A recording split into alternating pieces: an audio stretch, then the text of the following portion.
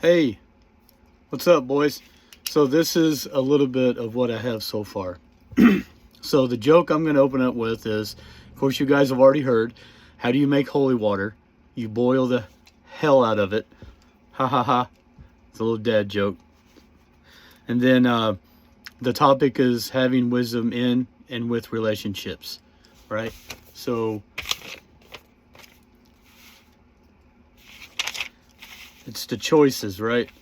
The choices that we make. So I want to talk about choosing wisdom in and with relationships so that you are able to heal the wounds of your past and help your current relationships. So I'm going to open with choices, right? So we choose, God chooses our family, right? God chooses us and how we are going to be. But what God doesn't do is what we have the power to do, which is we choose our spouse, we choose how we are going to act, react, how we're going to say, feel, and do things. So the passage of scripture that I'm going to be emphasizing are Proverbs 18:4, which is, the words of the mouth are deep waters, but the fountain of wisdom is a rushing stream. Now, I've looked at different interpretations of this, and I'm going to look at it in my situation. I'm going to relate this to my story, because with me, when I use the words of deep waters, my mouth lets out deep waters. If I'm going to correlate this into my personal story, after September of 2021 is when everything started. The same day we dropped our son off to college was the same day I got the call that my mom passed away. So here I am trying to go through the emotions of we're getting ready to leave our son away. He's never been away from us this long. And we're trying to figure everything out. And then I get the call that my mom passed away. So it was a flood of emotions. So when you say deep waters, that, it sent me into really, really deep waters. And I felt like my emotions that I had were like a rushing stream, right? And 2 months after that, then we had to put Dad into our assisted living because Dad's condition got worse too. So when they say men go through a midlife crisis, I went through a midlife freaking hurricane. And what it has happened is that it started flowing into my relationship with my wife. I think what threw me into the whole thing of starting to leave in order to deal with or not deal with my problems that we had with our relationship with each other was that one time we got into a really bad argument and I decided to leave. And I felt like it was necessary to go back home. I felt like it was my job to go, maybe to start taking care of my dad, because my sister took care of my mom up until the point she passed away, for probably 3 or 4 years. And through little words, she kept pinpointing me, or it felt like I was being pricked with needles, that I needed to go home and take care of Dad. Like, she kept reminding me that I'm doing this with Mom and you need to do this with Dad, because I'm not going to take care of Dad. It's your job. It's your responsibility. Little backstory, my sister is 2 years older than me. So it made me feel guilt. I had a lot of guilt. I had a lot of remorse, and I felt like I was having to make choices. Like I felt like I had two choices to make. I had to choose, like when you do this, right? I felt like I had two choices. I had my family in South Carolina and my wife and my son in Alaska. And I felt like those two were not going to be able to coincide with each other. So I was always in fight or flight mode. I had to choose one. And so the first time I left, it made it, after I came back, it made it easier to do it again and again and again. And every time I left, feeling that I needed to make that choice, that my dad and my family back home were more important than my wife and my son here. She took me back 3 times. And on the 4th time, she said, if you leave again, I'm not taking you back this time. If you leave again, my heart shut off. I'm changing the locks in the house, and I'm moving on. And that was September of 2023 is when she said that. And I tried so hard. I was battling this probably for the whole month of September, trying to figure out stay, go, stay, go. Even though my wife gave me the ultimatum, I still felt that I needed to go. And even though every time I went, it is the same thing. I get there for a few days and the love or the acceptance that I was looking for wasn't there. So I was battling an internal battle inside of me. And at that time, I had no way to try to figure it out on my own. I was my choices in my head were like a washing machine. I just couldn't pinpoint, which way to go here. I couldn't pinpoint which choices to make that were good for me. I thought I was doing the right thing, and what I was really doing was just kept pushing everybody back away from me, especially the two that were always there for me, my son and my wife. So that 4th time I left, well, it was true. That was it. Communication shut off. I knew exactly what was going to happen when I left, but I chose to do it anyway. And it was probably the worst decision that I've ever made in my life, but I still felt like in order for my mom, my dad, and my family back home to accept me, is I needed to go. I needed to be down there. So after about 6 days of being there, I knew it was wrong. Well, I came back. And this was in October. So I came back knowing that this town is small. And I knew I was going to see her. And I went to Fred Meyer one day, and there she was. And this is something that I'll never forget. And I hope that anybody out here does not have to go through this. When your spouse looks at you, you've been married 19 years at the time. You've known each other for 23 years total. Your wife looks at you and she says this: what are you doing here? Why are you here? And I had no response. And it felt like my heart and my stomach just hit the floor. That my wife, the person that is supposed to be my best friend, through sickness and in health, better or for worse, has that shut off feeling now of, I don't need you. Why are you here? What are you doing here? I told you that when you left, I was cutting you out. So I've done that already. So what now? What do we do now? That's basically everything that I felt. And I just let her talk. And then after a couple minutes, we left.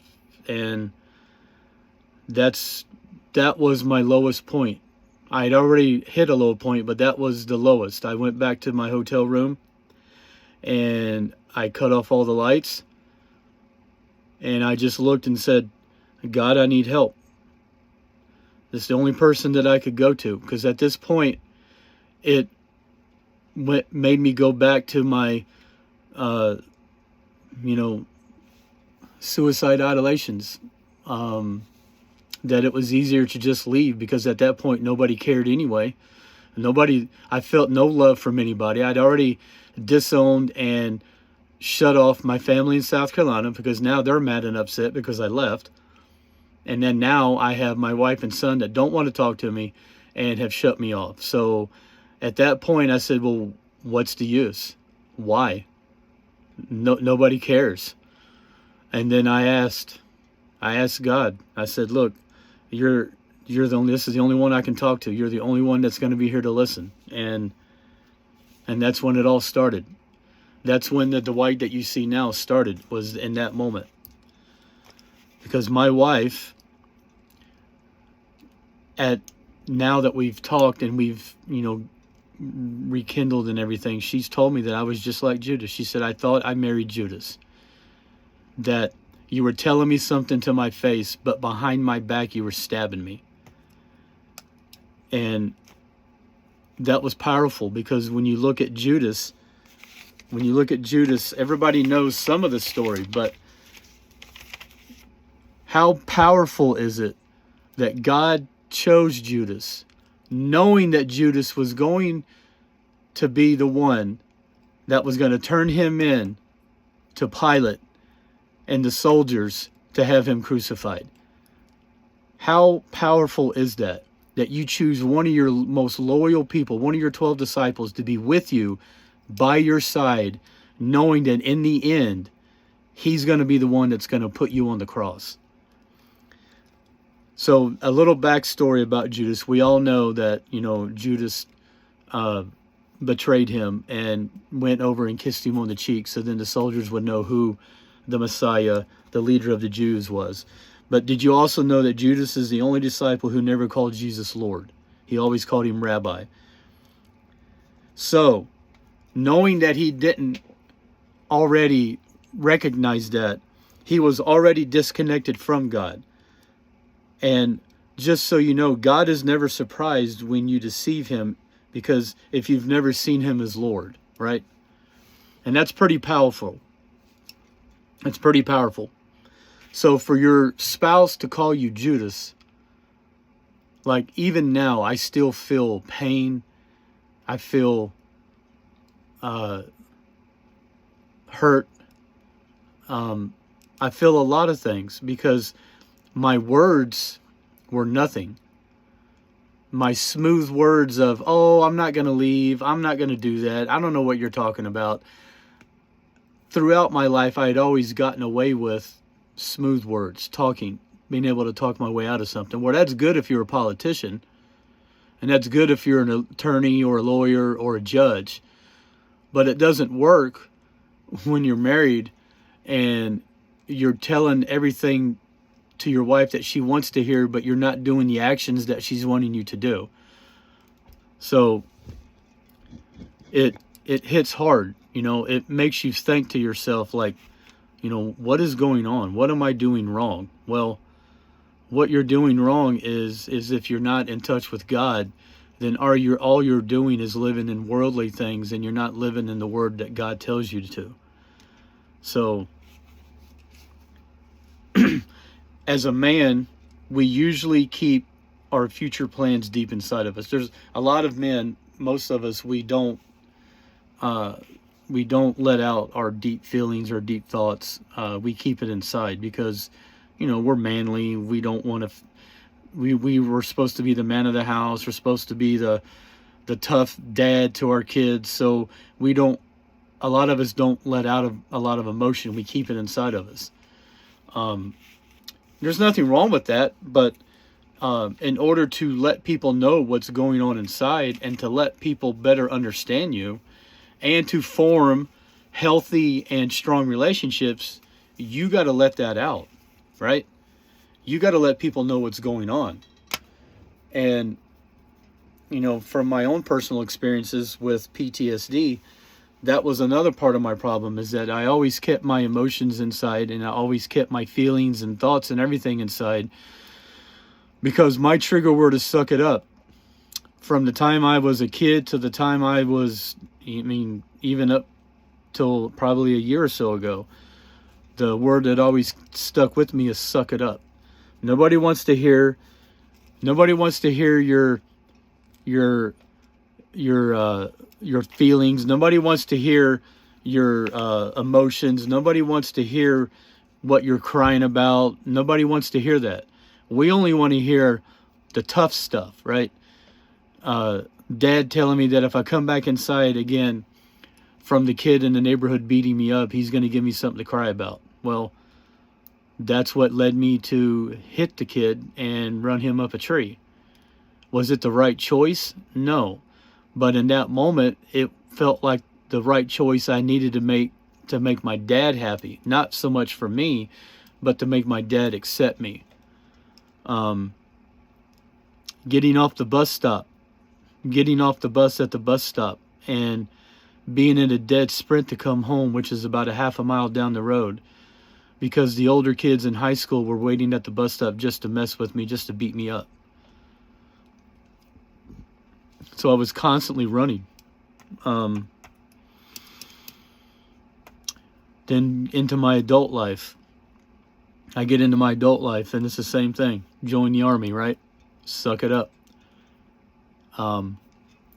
You could have, I'm trying to be, it's going to be a little over the top, but at that time I felt like I could have a broken bone sticking out of my skin, and the army would say, here's some Motrin, take this, and you'll be all right. It's just a little bit of pain. Everybody, it's like everybody goes through this. Just suck it up, right? We don't want to hear what you got going on because you're infantry. You're fighting the front lines. You're supposed to be tough. You're supposed to be, robots. You're supposed to be the soldiers that are going to take the enemy out. Right? We're the first ones in. So, and to carry that on your shoulders, it's like, well, what do I let out and what do I don't let out? And, it was hard. It was really hard for me. And then we become, later on down the road, you get married. And I also felt like I needed to suck up my PTSD because I felt like I wasn't worthy enough to go to VA and let them know my story, because at that time, 2003, 2004, all the way up to probably 2007, those few years, we were at war in Iraq and Afghanistan. We were fighting wars on two fronts. And here is again, I felt like I needed to suppress and keep inside my trauma that led to my PTSD because it wasn't war related or wasn't combat related. And I felt like those guys had priority over me, that they were more important than I was.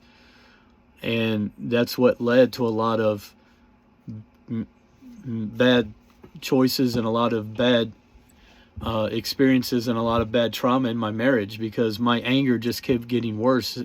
And the best way to describe it was like a erupting volcano that was erupting, and I'm trying to keep it in. I'm trying to hold it down, and it just keeps erupting. And I'm thinking that, it's okay a little bit.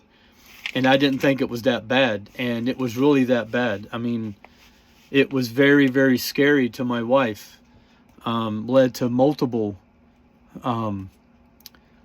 threats or her wanting to make choices to divorce me, up into getting papers on more than one occasion, and then getting, being able to talk out of it and not let it happen. So it was a big thing, and I didn't know where to turn. I thought I could do it on my own, and I could not.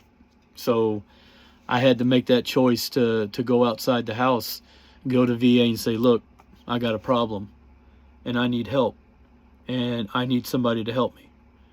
And that's when I got help. And it was not a be all, end all, fix all, but it definitely was a big reason why I am who I am now, was getting that help and making that choice. So, no matter who you are, what you're going through, what you've been through, no matter what bad choices you make, you can also make good choices. And those choices can help repair and redo a lot of the bad choices or the bad decisions that you've made in your life. But it's up to you. You as a person have to make that first step to say, hey, I need to choose a different path for myself. I need to make this choice instead of this one. Ultimately, it's up to you to decide, and it's up to you to make that change in yourself. in order to help yourself make better choices. And you can do that by going to the one person that has never left you, the one person that has never forgotten you, the one person that has never strayed away from you, that God is always there to listen to you and to help you and to give you everything that you need to get through whatever you're going through. And all you got to do is ask. All you got to do is go into His Word, read His Word, trust and have faith that He is going to give you the tools necessary to get you through anything that you are going to go through that you think you can't handle on your own. And it may not happen when you want, but it's going to happen when you need it most. And that's powerful, because you think that the world is against you. A lot of times when you go through something, it's like a snowball. It starts up here and it starts gaining momentum, and then the next thing you know, it's like an avalanche, and it's like rushing all over you. And you got all this going on, and you feel all this chaos and all this pain and all this stuff on your shoulders, and you feel like, you feel like Captain America, right? You feel like you got the weight of the world on your shoulders. But even in that moment, He's there. And He already knew you were going to be in that moment. He already knew that you were going to go through that and carry all that. And He let you do it. You know why? Because He knows that you can handle it. And He knows that He's going to help you get through it.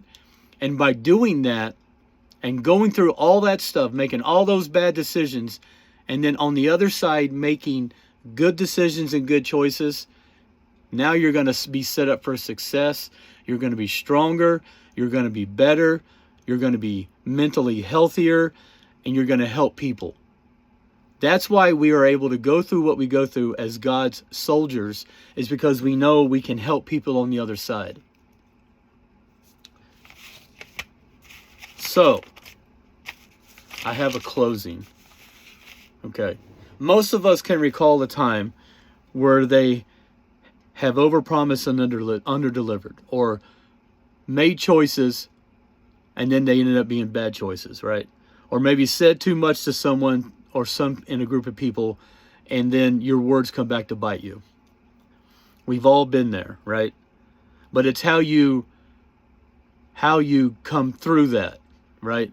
It's how you think about what you did, and then how you can rectify the situation by thinking back and understanding, and then making a better choice or decision to get through that. So there you go, guys. I know it's been 22 minutes, but let me know what you think. Thank you.